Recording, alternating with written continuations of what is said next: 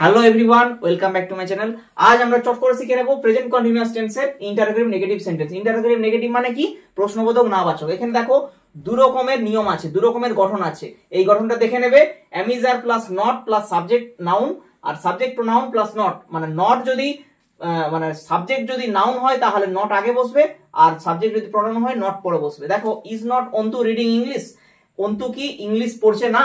তারপর দেখো আরেকটা ওয়ার্ড, দেখো আরেকটা গঠন, সেটা হচ্ছে WH word plus am is are plus এই যে নটের যে নিয়মটা প্লাস ভার্বের সাথে ing প্লাস অবজেক্ট বা আদার ওয়ার্ডস। ঠিক আছে, তো দেখো why are they not finishing the work, এটার মানে কি?